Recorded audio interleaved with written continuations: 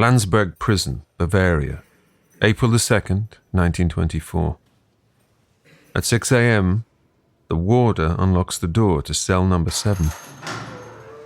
Prisoner 45 stirs, rises, and steps to the window.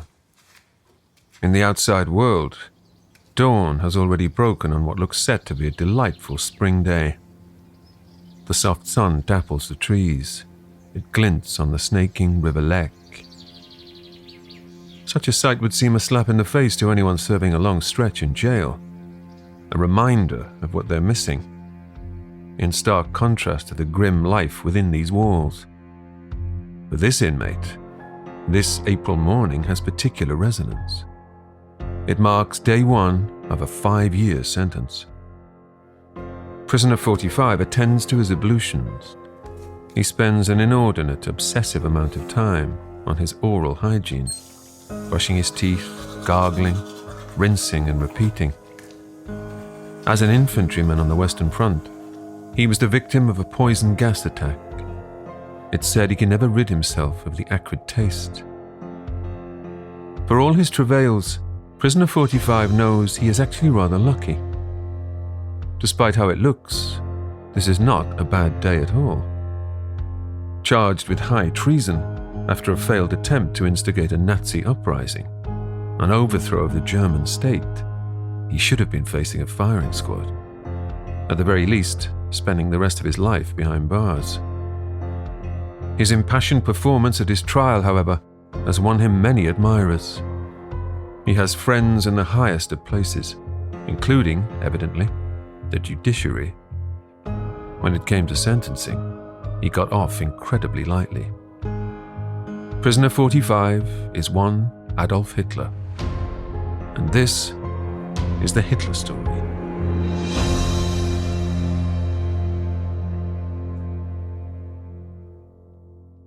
The popular image of Hitler's prison term is of him wallowing in a dark, dank cell. But as we know already from the details of his jail, this was far from the case. Landsberg Prison, or rather Landsberg Fortress, as it is known, is an architectural gem. In the heart of the Baroque old town, nestled in a river valley, you'd be hard-pushed to find a more idyllic setting. A view Hitler can observe from his comfortable top-floor room, with its big double windows. Professor Claudia Kunz.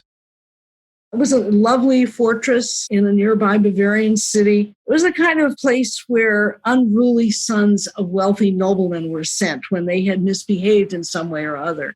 So Hitler's jail service was actually quite pleasant. Anybody who wanted could come during visitor hours, especially his lady followers brought him cakes, cookies, and pastries. He had time to sit around with the other Nazis who were all in prison, and it was quite pleasant. Hitler makes himself at home. He decorates his room.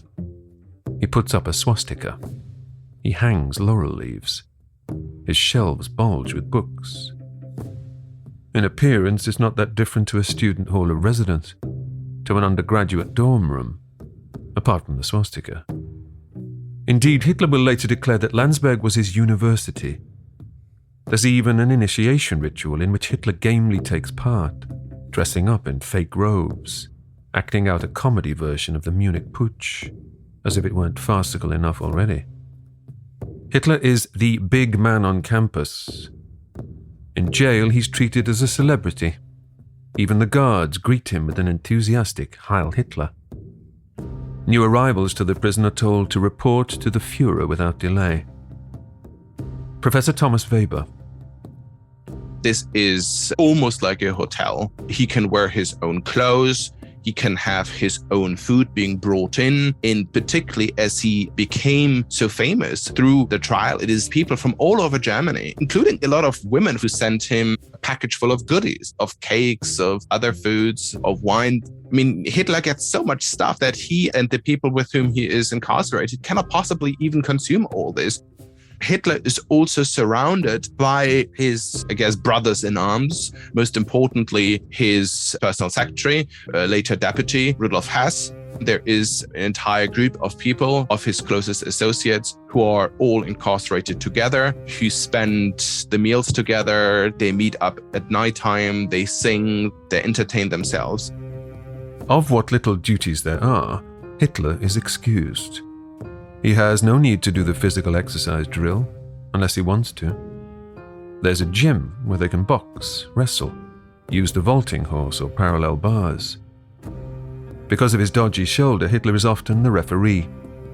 He prefers instead to take leisurely walks in the fortress gardens, while flunkies do his laundry, tidy his room, polish his big double windows. Sometimes, while out strolling, he can hear his pals singing party songs. Prisoners from the ordinary criminal section join in. The hills are alive with the sound of Nazi music. I should say that there's still a common misconception about why he ended up in such a comfortable setting. It is true that there was the leniency towards Hitler in terms of the length of the prison, but the setting is a result of the Bavarian Penal Code, where people convicted to high treason actually are not put into prison, but into a fortress. This really goes back to this kind of medieval idea. If some other aristocrat is trying to overthrow the king, you put him into house arrest, if you will, in some other castle. But here we have this confluence of this kind of idea that this is what you do with people who have done high treason, but then also a genuine outpouring of sympathy. For instance, the director of the prison who quite likes Adolf. Meanwhile, as in the lead up to the trial, the flowers continue to arrive, in such quantity that they now have to allocate whole rooms for them. The prison wing has the bouquet of a florist's. Although visiting times are meant to be restricted to 6 hours a week, Hitler receives visitors for 6 hours a day, including assorted politicians and dignitaries. Rubberneckers throng outside to get a glimpse. Taking the trip to Landsberg, an hour's drive west of Munich, is like going on a pilgrimage. Devotion to Adolf Hitler feels weirdly like a cult. Maybe it is. During his time in prison, Hitler is inundated with over 300 visitors in total, plus sackfuls of fan mail, especially from those ladies, again, who, on hearing that he has a penchant for poppy seed strudel, an Austrian delicacy, deluge him with pastries. Titanic Ship of Dreams, the new podcast from the award-winning Noiser Network. Join me, Paul McGann, as we explore life and death on Titanic. I'll delve into my own family story following my great-uncle Jimmy as he tries to escape the engine room. We'll hear the harrowing tales of the victims and the testimonies of the lucky survivors. I saw that ship sink, and I saw that ship break in half. Titanic Ship of Dreams. Listen wherever you get your podcasts. Putzi Hamstengel, one of Hitler's collaborators, a rare close friend, has avoided a jail term himself. The towering, wealthy businessman visits Landsberg and is shocked by Hitler's bulging waistline. He tells him to cut out the sweets. Not that the Führer's love handles are in any way a turn-off. His female fans continue to flock. There's Maria Reichert, Hitler's Munich landlady, who turns up regularly in the company of Prince, Hitler's pet Alsatian. There's Carola Hoffmann, aged 83, my beloved Mütterchen, as he calls her, who rolls up every day, does his laundry, and brings him yet more cakes. There's Karin Göring, wife of Hermann, who bends Hitler's ear on how they might drum up some cash. They've since gone broke. Her husband, still on the run, is currently in Venice, hitting up Mussolini for a handout. There's Ilse Prohl, who every Saturday cycles all the way from Munich, a 4-hour round trip, and even smuggles in a camera for Hitler to use. Ilse is actually the fiancée of Rudolf Hess. One day she brings along her mother, who is so smitten with Hitler, sweet-talking her, kissing her hand, that she urges her daughter to ditch the ghastly Hess and take up with nice Mr. Hitler instead. This is really a fascinating phenomenon, how there was this fascination of a lot of women with Hitler. For Hitler, a relationship with women were really, really important, but in ways that are extremely unconventional. We're not talking about sexual attraction, or at least it doesn't seem that way, but more kind of emotional attraction. So he obviously didn't favor the legal equality of the sexes, but at the same time, Hitler had frequent interactions with women, for instance, with Helene Hammerstengel, the wife of Putzi Hammerstengel, this old woman living just outside of Munich, sometimes called the mother of Hitler. And now, while he is in prison, he also really starts to have these close interactions with Elsa Bruckmann. Elsa Bruckmann was this really colorful high society woman in Munich of Romanian aristocratic background. They're very close. I mean, she's much, much older. So she, again, is almost a mother figure. So Hitler doesn't seem to have the same kind of attraction to women as most men have. In a way, he seems to have been able to relax more with women than with men. We will explore Hitler and his relationships in more detail in the next episode. At 10 o'clock every morning, Hitler holds a conference where he greets his well-wishers and reads out his fan mail. There's one letter he receives from a philology student, someone who's just completed his PhD. God has given you a tongue, this fanboy tells Hitler, with which to express our sufferings. His name is Joseph Goebbels. More from him later. At mealtimes, the common room is commandeered.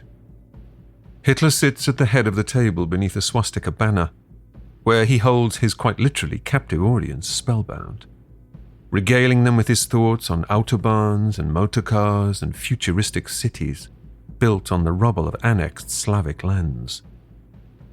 For someone as tightly wound as Hitler, relaxation does not come easy. He cuts an awkward figure in his casual clothing, stiff Bavarian lederhosen, worn with a shirt and tie underneath and a coarse peasant jacket. But that's because he's a man on a mission. These tributes, this adulation, these cakes, it's all well and good, very flattering, but it serves no purpose in the advancement of National Socialism. Hitler has little time for indolence, for the card games, for the banter, and certainly not of an evening for the cigars and wine. Time is a precious commodity. It's not his or theirs to waste. He weighs up the situation. Violent revolution has proven incredibly difficult to achieve. It requires a huge coordinated commitment to arms. At the beer hall in Munich, where they'd attempted to ignite their revolt, they'd behaved like amateurs. And he was let down by his lieutenants. In court, in the press, he clearly evoked sympathy. He was an everyman, a victim. In that civilian suit, no uniform, no armband, he attained a new respectability. He was a politician. That is the way forward, he determines. Power must be attained by legal means, or at least within a facade of legality. But then the crushing thought. In all likelihood, his Nazi party will now be banned. Even on release, whenever that may be, Hitler will almost certainly have a gagging order slapped upon him, preventing him from speaking in public. He needs to sustain the momentum, to keep his philosophy fresh in the public consciousness, to communicate his ideas. He will write a book. Hitler's already a prolific scribe. He's been a furious pamphleteer, a copywriter, a propagandist. He's the current owner of the Nazi newspaper, the Völkische Beobachter, the People's Observer, founded by his late pal, Dietrich Eckart. The paper, increasingly influential, and with rapidly rising sales, has been unstinting in its worship of all things Adolf. If you remember, Hitler has written a book before, a minor one, under an aristocratic pseudonym, titled Adolf Hitler, His Life and Speeches. It was a gushing hagiography, in which he himself was the subject of his own adoration. This new effort, though, this will be his blockbuster. With Max Amann, the Nazi Party publisher, locked up with him, Hitler has wise counsel to hand. Amann uses his outside connections to start striking up publishing deals. Of course, they'll need a title, says Amann, for the sales pitch. Hitler declares his forthcoming work to be called, rather loftily, 4.5 years of struggle against lies, stupidity, and cowardice. A man suggests they settle on something a little snappier. How about just my struggle? Mein Kampf. So Hitler understood at that point he needed to reform the party so it would become a regular, normal party. It meant that Hitler had to create his own document, his own sort of the equivalent of Marx's Das Kapital. And when he was in jail, he dictated Mein Kampf, and that became the party orthodoxy. And I think there are really two reasons why he is writing Mein Kampf. He is writing it for others, and he's writing it for himself. Bear in mind that once Hitler has his sentence, he knows that he won't be in prison forever. But his expectation still is, once he is out, he will still not be allowed to do public speaking. The expectation still is his political life as an orator is kind of over, or at least it won't resume for quite some time. So therefore, he moves towards being not kind of an orator, but to being a writer, which is something he always wanted to be anyway. Even at a time when Hitler hadn't really written anything of substance yet, when he had to fill in forms or he had to write a CV, he frequently had referred to himself as Schriftsteller, as a writer. And so, that July, Hitler gets to work. Though Hitler is familiar with the authorly process, he's far too important these days to sit and bash away at a typewriter. That task can be left to minions. Hitler's preferred method is to pace up and down, pontificating. He finds a couple of willing, dutiful secretaries. First, his chief flunky, Emil Maurice, a man ironically of concealed Jewish ancestry. Then, most significantly, Rudolf Hess. A war veteran like Hitler, Hess has even obtained a university degree, a rare thing for a high-up Nazi. Though with his bulging forehead and monobrow, he doesn't always come over as the sharpest knife in the drawer. Hess has an obsession with astrology, ghosts, telepathy, and mesmerism. He sleeps with magnets dangling over his bed. His devotion to more earthly matters is, unfortunately, far less thorough. Hess sums up everything that was farcical about the beer hall putsch. Indeed, his part in the would-be revolution was scarcely believable. Having abducted several Munich dignitaries, Hess transported them to a Nazi safe house 30 miles away, deep in the countryside. When he left the room to make a telephone call, however, they all escaped, taking Hess's truck and its driver with them. Stuck out in the sticks, Hess managed to contact the faithful Ilse Pröll. On her trusty bicycle, she had pedaled furiously through the snow to rescue her fiancé. They'd taken turns cycling and walking all the way back to Munich, during which time Ilse fell ill, throwing a spanner in the works of whatever half-baked plan might have been in the oven. Hess eventually escaped to Austria, like several of the others, before returning to Germany to turn himself in. No matter. Rudolf Hess is devoted to Hitler, even if his boss has been schmoozing his prospective mother-in-law. He's more than happy to sit at the feet of his master, hanging on his every word. The time in prison is a period, reflects Hitler later, that gave me a chance to obtain clarity on certain concepts I'd previously understood only instinctively. The bookshelves in Hitler's room are, by now, a large collection of writings on philosophy, geopolitics, religion, German mysticism, eugenics. There are works by Nietzsche, Goethe, Schopenhauer, Charles Darwin, Martin Luther, even Karl Marx, and Hitler has devoured them all. Karl Haushofer, a Nazi general turned academic, is a frequent visitor to Landsberg, spurring Hitler on. Haushofer was Hess's old geopolitics professor at Munich University. He's a member of the occultist Thule Society. He's big on the issue of racial purity. He was also, during his military days, an attaché to the Imperial Japanese Army. He not only speaks Japanese fluently, but also has ideas about a commonality of purpose between the two peoples. Professor Nicholas O'Shaughnessy, Hitler had probably read more books than any leader in history. I mean, his library was vast, and it was, of course, captured by the Americans and so forth, all recorded. A lot of it, I think, is in the Library of Congress. Point is, though, it was reading according to a rigid ideological schemata. So the readings were not broad. They were shriveled, narrow, and mean-spirited, so that you had, obviously, texts like the great myths about Jewish people, about the international Jewish conspiracy, and everything else sourced from the far right, the protocols of the Elders of Zion, for example. But you have no breadth. You have in economics, philosophy, politics, history, or anything else. You have no breadth at all. And so we know a lot about the mind of Hitler. He could talk very brilliantly, in fact, ranging across the centuries, down the epochs, full of ideas, full of interesting insights, but also full of completely confected myths.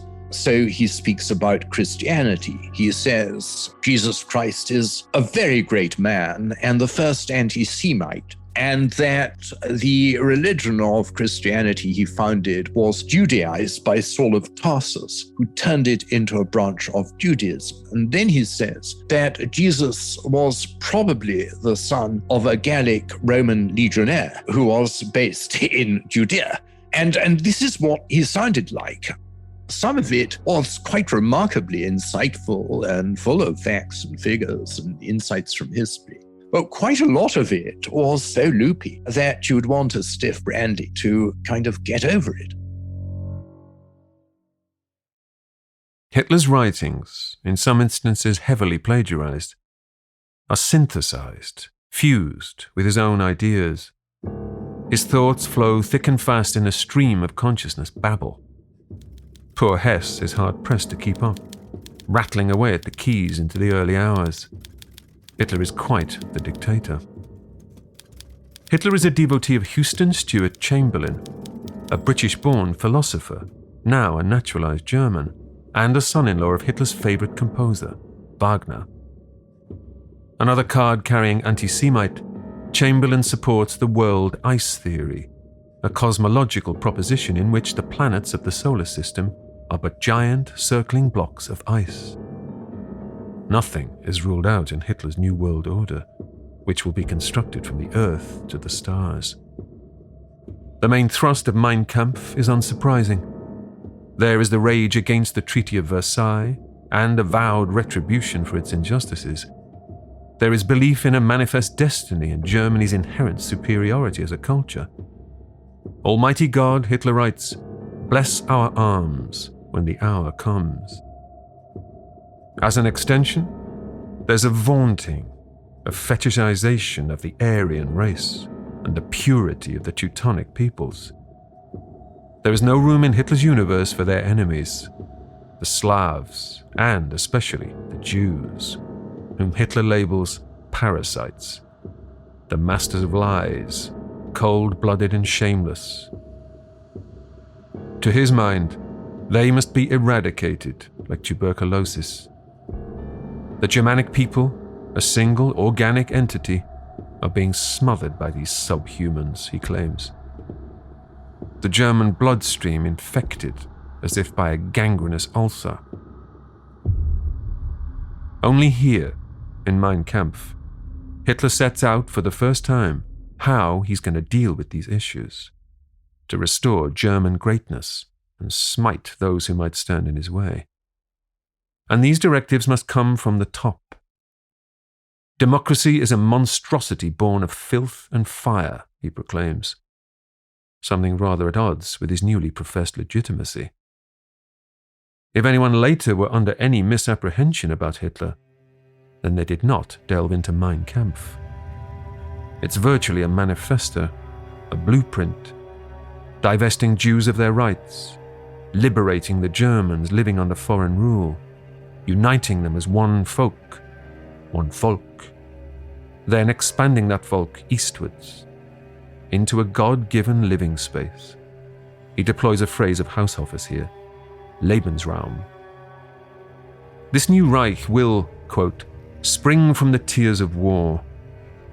There will come inevitable conflict with the Soviet Union, as well as revenge in the West against the implacable enemy, France. Hitler is conciliatory towards Great Britain and its empire, hoping for peaceful coexistence. But he's not so coy about the next steps: ripping up Versailles, reversing disarmament, rebuilding Germany's military forces. There are peculiar meditations thrown in for good measure on puberty, copulation, syphilis, perversion, more syphilis, decadent art, bad fashion, syphilis again. But it's all there, in black and white, a hygienic universe of rulers and ruled, of masters and slaves. As passages are read out daily to his eager entourage, there are rounds of spontaneous applause and nods of approval at these evident pearls of wisdom. There are even musings on the cultivation of flowers. In his dying days, his old pal Dietrich Eckart had voiced concerns about Hitler's mounting delusions of grandeur, his messiah complex. Lord knows what he'd have thought now. Max Amann, meanwhile, winces. He's been cutting deals in the publishing business based on a rip-roaring rags-to-riches tale, triumph over tragedy, one man's attempt to seize power in Munich, of the trial. But this... warnings of Aryan damsels being molested by, quote, satanically glaring Jewish youths? Even in 1920s Germany, this is still pretty niche material. And the prose, hardly purple. Hitler writes exclusively in nouns. It takes 3.5 months for Hitler to finish Mein Kampf, or rather to finish the first volume, subtitled A Reckoning. Mein Kampf is an attempt to prolong his 15 minutes of fame, if you will. And so he's preaching there to the converted. He's telling a political story through his life. He's using the convention of a Bildungsroman, which at that time would have been something that would be immediately recognizable to kind of anyone in Germany. A Bildungsroman is the kind of the novel of the formation of a young hero. It tends to be this story of someone through hardship experienced, they become the man that they are. There's this kind of longing for a totally new kind of political leader coming out of nowhere who had extraordinary talents. And Hitler really plays into this longing for genius, for someone who's really coming out of nowhere. And he's therefore telling this kind of story, almost like a fairy tale. No sooner has Hess struck the end upon the final page than there is further good news. Word is coming in of parole. On the outside, since the verdict, Hitler's supporters have been petitioning hard for his release. In September, the prison governor, Otto Leybold, even submitted an enthusiastic report. Hitler shows himself to be a man of order, of discipline, not only with regard to his own person, but also to his fellow internees. Hitler, he adds, is a model inmate. There is opposition. The Munich police board are less than enthused about the prospect of an armed revolutionary, backed by a private army, set loose again upon the city's streets. A free Hitler would, in their opinion, constitute a constant danger for the internal and external security of the state. On October the 6th, the Bavarian Supreme Court initially rejects the request to release Hitler. But, assured that the Nazi leader would be banned from public speaking and the Nazi party outlawed, they eventually relent. On December the 19th, parole is granted. The next day, a telegram is issued to the governor of Landsberg, informing him of the decision. Hitler can be freed. At 12:15 p.m. on the afternoon of December the 20th, 1924, with Christmas decorations up again, Hitler is officially at liberty. The state prosecutor's office is apoplectic. Of an already lenient 5-year sentence, Hitler has nearly 4 of those years yet to serve. From sentencing to release, this man accused of high treason, a capital offense, has served just 264 days. Quite comfortable days at that. There are noises made again about getting him deported over the not insignificant detail that he's not a German citizen, though Hitler has already got the wheels in motion on that one. As Hitler's lackeys pack up their master's things, the prison staff gather to bid him an emotional farewell. Governor Leibold has tears in his eyes. Unlike the hullabaloo surrounding his incarceration, Hitler's release is a low-key affair, in part down to its immediacy. No crowds this time, no press. Waiting outside by the Mercedes sent to pick him up is a Nazi photographer, Heinrich Hoffmann. Hitler poses stridently in the winter chill for the compulsory propaganda snap, though the setting is unimpressive. So they relocate to a nearby Gothic arch, restaging the walk to freedom in front of this suitably Germanic backdrop. A couple of hours later, back in Munich, Hitler is walking through the door of his modest two-room apartment on the top floor of 41 Tierstrasse. There are friends waiting, including Julius Streicher and Hermann Hesse, editor of the Beobachter. There are yet more flowers. Prince, the Alsatian, is so excited to see his master, he bounds up and nearly knocks him over. For Hitler, though, after the putsch, the trial, prison, after pouring his heart and soul into Mein Kampf, it all feels somewhat deflating, anticlimactic. In jail, he existed in a Nazi echo chamber. He had no estimation of the outside world. But here, everyday life has been carrying on. The economy is recovering, it seems. There's more work available. Under an American financial relief package, the Dawes Plan, millions of US dollars are now stimulating Germany's financial sector. In international affairs, he learns, the new foreign minister, Gustav Stresemann, has engineered a reconciliation with France. Stresemann has been engaging enthusiastically in disarmament talks and has also advanced Germany's membership of the League of Nations, the forerunner of the UN. Germany has come in from the cold. This isn't the turbulent fatherland that Hitler left behind, but an evolving, stable nation. For a man who thrives on chaos, this is terrible news. Since being banned, the Nazis have had to contest the never-ending rounds of elections under the umbrella of the National Socialist Freedom Movement. They've been under the stewardship, God forbid, of General Ludendorff. Him again. There are cracks in the ranks, divisions over policy. National Socialism, in whatever guise, has been hemorrhaging votes left, right, and center. And as for Mein Kampf, it won't, Hitler learns, come out until next summer. Let's hop back to Mein Kampf for a minute. For it will, despite how it may seem at this very moment, become a literary phenomenon. Under a deal with a Nazi publishing house, the book will be released on July the 18th, 1925. The response to Hitler, the author, is at first underwhelming. Dismissed as barely readable and priced prohibitively highly, Mein Kampf sells probably fewer than 12,000 copies. A second volume will be written over the coming months, obsessing over Hitler's world view. It outlines the Nazi political program and elaborates upon plans for German expansion in the East. Mein Kampf, the sequel, will make its way onto the bookshelves in December 1926, with the two versions later combined into a single edition. Though even then, the new, fatter 800-page Mein Kampf omnibus will hardly set the publishing world alight. By contrast, in the year 1933, when Hitler becomes Chancellor, a new, cheap edition of the book will shift 1.5 million copies.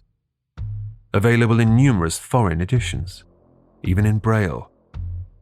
By 1945, Mein Kampf will have sold 10 million units in Germany alone, a work rivaled only by the Bible. Who's the Messiah now? On a royalty of 15%, Mein Kampf will become officially Hitler's principal source of income. He will become the best-selling author in German history.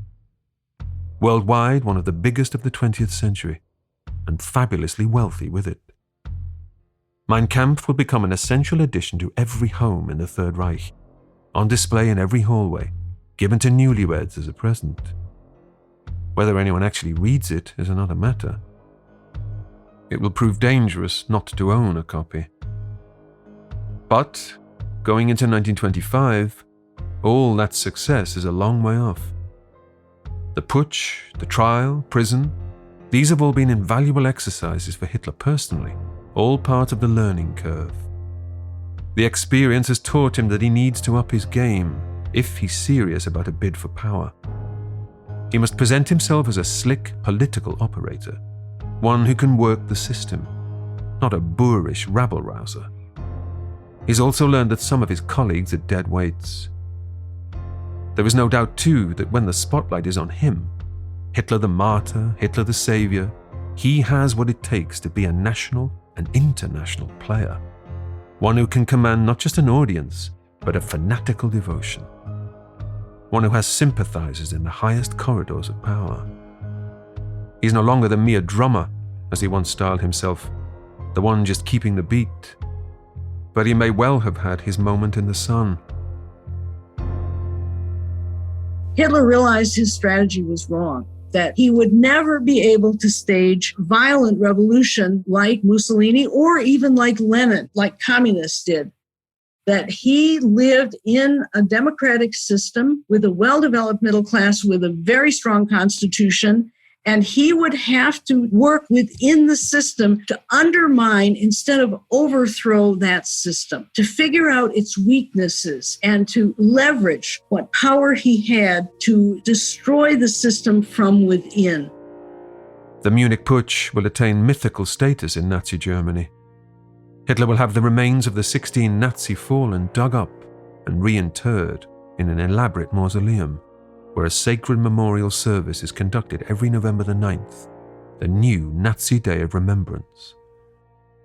A bedraggled swastika banner, retrieved from the skirmish, the blood flag, is treated as a religious relic. The Munich dead, as Hitler declares, will pass into immortality. As Hans Frank, Hitler's lawyer, will put it on the stand at Nuremberg, shortly before his own execution, Hitler's entire historical life, the substance of his whole personality, was revealed in the course of the putsch. Germany, the world, cannot yet comprehend the scale of the horrors that lie in store.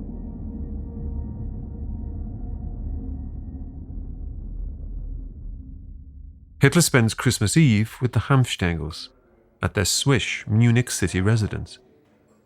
They have a new baby, a daughter, Hertha, whom Hitler delights in cradling while Putzi plays the piano.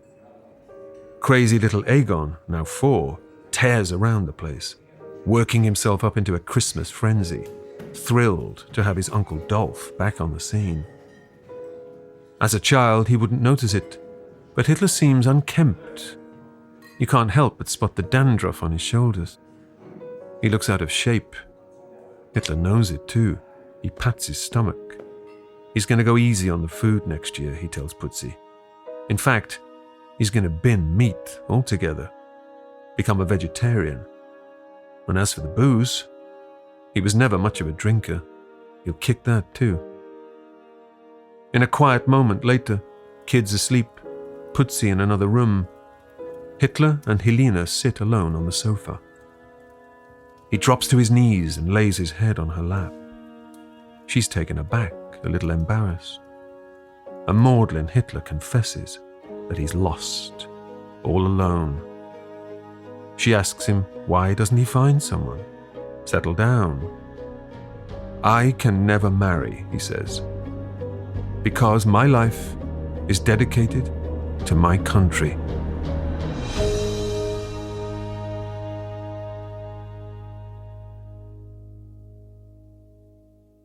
In the next episode,